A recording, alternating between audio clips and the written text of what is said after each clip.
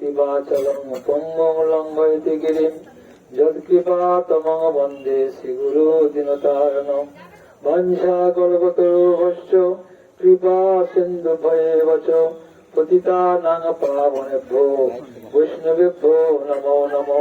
জয় শ্রীকৃষ্ণ চৈতন্য প্রভু নিত্যানন্দ। সবাই বলুন, জয় শ্রীকৃষ্ণ চৈতন্য প্রভু নিত্যানন্দ। শিবাসাদি গৌর ভক্ত হরে কৃষ্ণ কৃষ্ণ কৃষ্ণ হরে হরে, হরে রাম রাম রাম হরে হরে। নিতাই গৌর সীতানাথ প্রেমানন্দে হরি বল। নিতাই গৌর সীতানাথ প্রেমানন্দে হরি বল। নিতাই গৌর সীতানাথ প্রেমানন্দে হরি হরি বল। পরমার্থতম পরম প্রেমময় শ্রী শ্রী গৌরীয় গুরুবর্গের অহৈতুকী কৃপা আশীর্বাদ প্রার্থনা করে আজকের নাচনঘাটা নিবাসী প্রয়াত পোষণ সাউ, দর্শক পত্নী সাবিত্রী সাউ এবং তার পুত্র সঞ্জয় সাউ তাদের শুভ আমন্ত্রণে এই মহতী ভাগবত ধর্মসভায় সান্ধ্যকালীন আজকের শ্রী শ্রী রামচন্দ্র আবির্ভাব তিথি, সেই উপলক্ষে আমাদের এই অনুষ্ঠান। হরে কৃষ্ণ। এতক্ষণ আমরা সমস্ত আমাদের সুশান্ত প্রভু, আমাদের শিবাদ ভাস্কর প্রভু এবং রেখা, এদের সমস্ত মুখে অমৃতময় বীজবতী হরিকথা আমরা শ্রবণ করলাম। আমাদের সুশান্ত বলল যে একাদশী সম্পর্কে সুন্দর বলেছে। আমাদের যে নবদ্বীপ ধাম, আমাদের নবদ্বীপ পঞ্জিকা আছে, সেই পঞ্জিকা মতে যারা বৈষ্ণব হয়েছেন তারা সেই মতে একাদশী আদি করবেন। কথা বুঝলেন? ওই বেণীমাধবের পঞ্জিকা বা ক্যালেন্ডার থেকে পঞ্জিকা দেখে একাদশী ব্রত করলে হবে না। সুন্দর কথা বলেছে। এই কথাগুলো ধরে রাখতে হবে, শুধু কথাগুলো এখানে রেখে চলে গেলে হবে না। তাহলে আমাদের একাদশী কিসে হচ্ছে? দ্বাদশীতে একাদশী হচ্ছে, বুঝলেন তো? ওই জন্য আমাদের একাদশী বুধবার হচ্ছে। আচ্ছা, আমাদের ভাস্কর প্রভু খুব সুন্দর কথা বলেছেন। সাধু সঙ্গ না হলে, সাধু সঙ্গ হচ্ছে সব থেকে বেটার জিনিস। মানে যদি ব্রহ্মাণ্ড ভ্রমিতে কোনো ভাগ্যবান জীব যদি সাধু সঙ্গ হয় তার, এই যে আমরা যত সময় বৈষ্ণব হয়েছি, নিজে নিজে বৈষ্ণব হতে পারিনি, পেরেছে কি করতে হয়েছে? সাধুর কাছে বসে, সাধুর কাছে কথা শুনে তারপর আমরা বৈষ্ণব হয়েছি। যাও ভাগবত পড়ো বৈষ্ণবের স্থানে, একান্ত আশ্রয় করো চৈতন্য চরণে, চৈতন্যের ভক্তের নিত্য করো সঙ্গ। ওই দেখুন কি কথা বলেছে, নিত্য সঙ্গ করতে বলেছে। মাঝে মাঝে করলাম, 2 মাস 3 মাস অন্তরে করলাম, ওর জন্য ওরূপ করলে হবে না। সাধু সঙ্গটা তোর নিত্যকাল করতে হবে। উনি সুন্দর সুন্দর হরি কথা বলেছেন, ওসব কথা ধরে রেখে দিতে হবে। শুধু এসেছি, শুধু প্রসাদ পেয়ে চলে যাবো, কথা যদি উড়ে চলে যায় তাহলে হবে না। উনি হরিবাসের কথা বলেছে, হরিবাসরে লাখ লাখ টাকা খরচ হচ্ছে, সেখানে গিয়ে আমরা তন্ময় হয়ে হরিনাম শুনছি, ওসব হরিনামে কোনো কাজ হবে না। অবৈষ্ণব মুখত কীর্ণম পুত হরিকথামৃতম শ্রবণং নৈব কর্তব্যং সর্বচিষ্ট যথাপয়। দুধ এমন একটা পুষ্টিকর খাদ্য, মানে প্রিয় জিনিস, যেটা পান করলে পুষ্টি ক্ষুধা নিবৃত্তি হয়ে যায়। A to Z প্রোটিন তার মধ্যে থাকে। কিন্তু ওই দুধটা যদি, ওই অমৃত তুল্য দুধ যদি কোনো বিষধর সর্পে যদি উচ্ছিষ্ট করে, ওটা খেলে যেমন মৃত্যুপূর্ণ হয়ে যেতে পারে, তদ্রূপ অবৈষ্ণবের মুখের কীর্তন বা হরিকথা ওইরূপ ভাব। ওই যারা টাকা নিয়ে কীর্তন করছে, উনি বলেন না অবিকৃত, ভগবানের নাম বিক্রি হয় না, কিন্তু তারা বিক্রি করছে। কি করে বিক্রি করছে? বিক্রি হয়। ওই জন্য ওদের মুখে হরিনাম শুনতে নেই। অনেকে বলে বাবা হরিনাম আবার শুনতে নেই, এ আবার কি কথা? আমাদের প্রভু সুন্দর করে বিশ্লেষণ করেছে। বুঝলাম তো? হরিনাম কোথায় শুনতে হবে? সাধুর কাছে শুনতে হবে। স্বজাতি সাধু হওয়া চাই, স্নিগ্ধ সাধু হওয়া চাই, আমার থেকে শ্রেষ্ঠ হওয়া চাই, তার কাছে হরিকথা শুনতে হবে। ওই একটা বেশ লাল কাপড় চোপড় পরা, কিন্তু সে আমাদের মডেল কোন সাধু নয়, কিন্তু খুব সংস্কৃত জানে, প্রতি মিনিটে 10টা 15টা সংস্কৃত বলে দেয়, তার কাছে কথা শুনতে হবে না। আমাদের উনি তো হরিকথা বলছে, আর সংস্কৃত বলেছে? বলেনি তো। আমি তবে একটা সংস্কৃত শ্লোক বলেছি, তাতে কি হয়েছে? কিন্তু সিদ্ধান্ত কথাগুলো তো বলেছে। যাক, আজকের আমাদের অনুষ্ঠানটা কি উপলক্ষে? না শ্রী শ্রী রামচন্দ্রের আবির্ভাব তিথি। ভগবানের আবির্ভাব, গীতায় ভগবান বলেছেন জন্ম কর্ম চমে দিব্যং, আমার জন্ম এবং আমার কর্ম অলৌকিক, যে আমরা মেরিট মানে মাথার মস্তিষ্ক দিয়ে আমরা চিন্তা ভাবনার মধ্যে আনতে পারবো না। আচ্ছা, যার পুত্র সন্তান হচ্ছে না, ওই পায়েসকারী পুত্র সন্তান হবে? পুত্র সন্তান হবে? ওই কিছু বলেন আমার, হ্যাঁ কি না বলুন, আমার সঙ্গে কথা বলুন, কথা বলতে হবে, নয়তো ঘুম পাবে। কথা বুঝতে পেরেছেন তো? কথা বলতে আমার সঙ্গে। তাহলে পায়েস খেলে পুত্র হবে? হবে না তো। কিন্তু পায়েস খেলে তো ভগবানের আবির্ভাব হয়েছে। পায়েস খেয়ে হয়েছে তো, হয়েছে না? মহাপ্রভু কি খেয়ে হয়েছে? তুলসী পাতা খেয়ে। যে মহিলা ধরো 10 বছর 20 বছর বিয়ে হয়েছে, ছেলে পিলে হয় না, তুলসী পাতা খেলে কি ছেলে হবে? হবে না তো। ভগবান তো হয়েছে, ভগবান তুলসী পাতা, মা সতী দেবী তুলসী পাতা খেয়েছে। কোথায়? শান্তিপুরে অদ্বৈত আচার্য তুলসী পাতা স্তুতি করে ভাইসে দিয়েছে, তুলসী পাতা এসে আর হচ্ছে সতী দেবীর হাতে উঠেছে উজানে। উজান মানে বোঝেন? উল্টা দিকে। স্রোত কোন দিকে যাচ্ছে? স্রোত কোন দিকে যাচ্ছে? গঙ্গাসাগরের দিকে। কলকাতা গিয়ে দেখবে স্রোত কোন দিকে যাচ্ছে। উত্তর দিক থেকে পূর্ব দিকে, দক্ষিণ দিকে যাচ্ছে। আর সেই পাতা কোথায়? শান্তিপুর আছে উত্তর দিকে, আর মায়াপুর আছে দক্ষিণ দিকে। ওই পাতা উজানে আসছে, এসে সতীদেবীর হাতে উঠেছিল। ওই খাওয়ার পরে ওই মহাপ্রভু এসেছিলেন। হ্যাঁ, এই তো গেল। রামচন্দ্র হচ্ছে গিয়ে পায়েস খেয়ে হয়েছে, তুলসী পাতা খেয়ে হয়েছে মহাপ্রভু। আর তিনি আবির্ভাব কিভাবে হয়েছে? এক হৃদয় থেকে আর এক হৃদয়ে ট্রান্সফার হচ্ছে। মানে নন্দ বাবা যে স্বপ্ন দেখেছে, নন্দরানী ঠিক সেই একই স্বপ্ন দেখেছে। কি স্বপ্ন দেখেছে? না, নন্দ বাবা দেখছে কি, তার হৃদয় থেকে একটা অগ্নির গোলা, তার মধ্যে একটা মানে কন্যা, আর কন্যার কোলের মধ্যে একটা পুত্র, ফুটফুটে একটা ইন্দ্রনীল সদৃশ পুত্র, তার হৃদয় থেকে আস্তে আস্তে যশোদার হৃদয়ের মধ্যে প্রবেশ করেছে। যশোদা ওই স্বপ্ন দেখেছে, দুজনে একই স্বপ্ন দেখেছে, দেখে ওই কৃষ্ণকে পেয়েছে। কৃষ্ণকে ওই যে আমরা ছবি দেখছি না, যশোদার কত অল্প বয়স, অত অল্প বয়সে কৃষ্ণকে পায়নি। দুকাল পেরিয়ে তৃতীয় কালে কৃষ্ণকে পেয়েছে। বুঝতে পেরেছেন তো? হরে কৃষ্ণ। নন্দ বাবা বুঝলেন, নন্দ বাবার অনেকগুলো বিয়ে ছিল, কিন্তু শেষ কোনটা উনি অনেক বয়স পেয়ে তারপর কৃষ্ণকে পেয়েছে। বুঝতে পারছেন তো? তাহলে ভগবানের জন্ম, ভগবানের কর্ম সব অলৌকিক, মানে সেটা আমরা বুদ্ধি দিয়ে বিচার করতে পারবো না।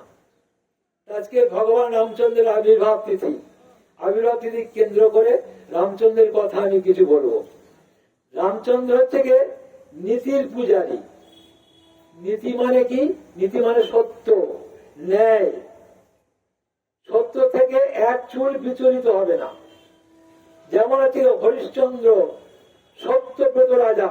হরিশ্চন্দ্রের বাপের নাম ছিল সত্যব্রত রাজা, তার পুত্র হরিশ্চন্দ্র। দেখো, হরিশ্চন্দ্র দানী হয়ে গেল, দান করছে শুধু, তার নাম খ্যাতি ছড়িয়ে পড়ে চতুর্দিকে, অহংকারে মত্ত হয়ে পড়েছে। এমন সময় বিশ্বামিত্র তার সবাই এসে হাজির, বলে আমাকে দান দাও। বলে দান দেওয়ার আগে প্রতিশ্রুত বাক্য পাঠ করতে হবে, হাতে জল, গঙ্গা জল রেখে 3 সত্য করতে হবে, আমি যা দান চাইবো সেটা আমাকে দিতে হবে। বলে ঠিক আছে, 3 সত্য করা হলো। এবার বলুন কি দিতে হবে? রাজ্যটা আমাকে দিয়ে দিন। ব্যাস, রাজাকে বলে রাজ্যটা দিয়ে দাও। তথাস্তু, রাজ্য দিয়ে দিল। দেখুন, কোন চিন্তা করলেন না, আগে পাছে কিচ্ছু চিন্তা করলেন না, রাজ্য দিয়ে দিলেন। রাজ্য দান করার পরে কি করতে হবে? দক্ষিণা দিতে হবে। দেখবেন আপনারা যখন আছে অনুকল্প কেউ করে উঠবেন তো রশ্মির মা ওই ভোজন দক্ষিণা দিবে হাতে হাতে। কথা বুঝতে পারছেন তো? ও দানের পরে যদি দক্ষিণা না দেয়, ও দানের কোনো ফল হবে না, নিষ্ফল হয়ে যাবে না। সে দানের পরে ওই যে ভোজন দান করলো, ভোজন দানের পরে কি করতে হবে? দক্ষিণা দিতে হবে, 1 টাকা হলেও দিতে হবে। বুঝতে পারলেন তো? এখন বিশ্বামিত্র বলছে আমাকে দান দাও, দানের দক্ষিণা দাও। রাজকোষ থেকে বোঝে দক্ষিণা দাও। তো বোঝে আরে রাজ্য যদি আমার হলো, রাজকোষ কার? রাজকোষ তো আমার। তুমি রাজ্য থেকে বের হয়ে যাও, অন্য রাজ্যে গিয়ে তেন তেন প্রকারেণ আমার দক্ষিণা দিবে। তোমার পুত্র তোমার পত্নীকে নিয়ে, রানীকে নিয়ে রাজ্য ছেড়ে বেরিয়ে যাও। সেই বংশের রাজা রামচন্দ্র। কোথায় বুঝলেন তো? হরিশ্চন্দ্রের গল্প আমরা সবাই জানি, ও গল্পটা আমরা দরকার নেই, দরকার হচ্ছে গিয়ে রামচন্দ্রের গল্প। উনি নীতি পরায়ণ, নীতি, নীতির জন্য দেখুন রামচন্দ্রের নীতি কি ভাব না। আচ্ছা, যে বর দিবে বলেছিল তো মহারাজ দশরথ, কইকে দুটো বর দিবে, তো সেই বরটা এসে অর্ষল কোথায়? রামচন্দ্রের উপরে। শুধু শুনলেন, শুনেই তো রামচন্দ্রের 14 বছর বনবাস হবে, এই কথা শুনেই তো হার্ট অ্যাটাক করলেন দশরথ মহারাজ। তাহলে চিন্তা করুন, আজকাল বাপের ঋণ ছেলেরা শোধ করতে চায় কি? আরে বাবা ঋণ করেছে, বাবার সঙ্গে তুমি বলবে যে বাবা আমিও সব কি, আমিও সব ঋণ দিতে পারবো না। কিন্তু ত্রেতা যুগে রামচন্দ্র বাপের ঋণ শোধ করার জন্য 14 বছর বনে গেছিলেন। 1-2 বছর না, 14 বছর। নীতি পরায়ণ, সত্য পরায়ণ। বাবা থেকে প্রতিজ্ঞা করেছে, তাকে বর দিবে বলেছে, প্রতিশ্রুতি করেছে, ঠিক আছে আমি বাবার হয়ে আমি 14 বছর বনে যাবো, তো কোনো ব্যাপার নেই। এটা নীতি। নীতির জন্য রামচন্দ্রের বনবাসের কথা শুনে দশরথ মহারাজ মৃত্যু মুখে পতিত হলেন। দাপর যুগে চলুন, দাপর যুগে যখন মহারাজ বসুদেব মহারাজ তিনি কি বলেছিলেন, কংসের সঙ্গে কি কথা দিয়েছিল না, যতগুলো পুত্র হবে সব হাতে তুলে দিবে। কিন্তু কৃষ্ণকে তুলে দিয়েছিল? দেয়নি। তার আগের পুত্র বলরামকে তুলে দিয়েছিল? দেয়নি। সপ্তম পুত্র রোহিণীর গর্ভে ট্রান্সফার করা হলো। আর কৃষ্ণ যখন হলো, বলে আমার গোকুলে রেখে এসো, বলে গোকুলে রেখে এসো। কই কথা রেখেছে কংসের সঙ্গে? কি ইনি হচ্ছে প্রীতির পূজারী। প্রীতি আর নীতি, নীতি হলো সত্য ন্যায়, আর প্রীতি হলো ভালোবাসা, প্রেম। ভালোবাসা শুনুন কথাগুলো। তো আমার বুকের দুলাল কৃষ্ণ আমি এই দুরাচার কংসের হাতে তুলে দেব? তিনি কি করলেন, যে আমার মিথ্যা কথা বলার জন্য কংসের সঙ্গে প্রতিশ্রুতি করেছিলাম যে সব পুত্রগুলো তোমার হাতে তুলে দেব, তা আমি তুলে দিলাম না। এর জন্য আমার পাপ হবে, আমার নরক ভোগ হবে। যত কল্পকায়, কোটি কল্পকায় যদি আমার নরক ভোগ হয় হোক মিথ্যার জন্য, তা আমি আচ্ছা, কিন্তু আমি কৃষ্ণকে এই যে দুরাচার কংসের হাতে তুলে দেব না। উনি কি করলেন, গোকুলে রেখে এলেন, নন্দ যশোদার ঘরে। এখানে কি প্রীতি, নীতির থেকে প্রীতি বড়। কোনটা বড়? প্রীতি বড়। প্রীতি মানে ভালোবাসা, প্রীতি মানে প্রেম, প্রীতি মানে ভক্তি। কি জগতে যত কথা ধর্ম নামে চলে, ধর্ম নামে চলে, ভাগবত কহে তাহা পরিপূর্ণ ছলে। আমরা যে ধর্ম করছি, অনেকে বলছে বৈরিকি, বৈরিকি হয়েছে। হ্যাঁ দেখো, হ্যাঁ বৈরিকি হয়েছে। আজকে আমরা জামাটা দেখে একজন প্ল্যাটফর্মে বলেছে, ও প্রভু তুমি কি বৈরিক হয়ে গিয়েছো, বাউল হয়ে গিয়ে তোমার বলছে। যা বললাম শুনলাম, আমার ট্রেন ধরার ব্যস্ত হয়েছে, প্রোগ্রাম রয়েছে, বুঝলে। কিন্তু না, এটা বৈরিকি ধর্ম নয়, এটা ভাগবত ধর্ম। অনেকে জানে না তাই বলছে। এইটা হচ্ছে জীবের ধর্ম, আত্মার ধর্ম।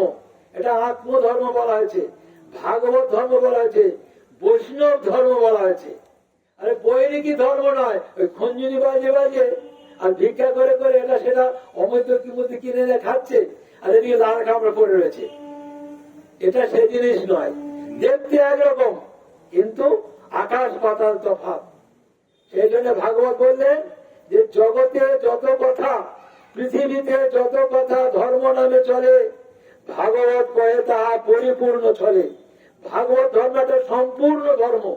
সমস্ত ধর্মগুলো ভাগবত ধর্মের মধ্যে আছে। ওই জন্য আলাদা করে কোনো ধর্ম করতে হবে না। তোমরা দেখেছো যারা বৈষ্ণব হয়েছে, আমার মায়েদের কথা বলছি, ওই আর কি শীতলা থানে যাচ্ছে ডালা নিয়ে, যারা বৈষ্ণব হননি বলুন, গিয়েছে কেউ? আমার কাছে রিপোর্ট দেবেন, গিয়েছে কেউ? সবাই তো বৈষ্ণব নয়, গিয়েছে? শীতলা থানে ডালা দিতে গিয়েছে, ঢিল মারতে গিয়েছে? বা যে বিমার থানে না আগে গিয়েছে, এখন গিয়েছে কি তুমি না বলবে না, তুমি তো থাকো তাঁতি পাড়ায়, সব কি তাঁতি পাড়ায় থাকে? হরে কৃষ্ণ। তাহলে দেখিনি আমরা, ঠিক বলছি তো? আমরা ঠিক বলছি তো? হ্যাঁ কি না বলো? তাহলে দেখছো তো বৈষ্ণব হবার পরে এগুলো এখন ছেলেকে বাদ দিয়ে দিয়েছে। কেন? সব ধর্মগুলো তো গোবিন্দের চরণে রয়েছে, এরা গোবিন্দের ভজনা করছে তো। সমস্ত ধর্মগুলো ভগবানের মধ্যে রয়েছে।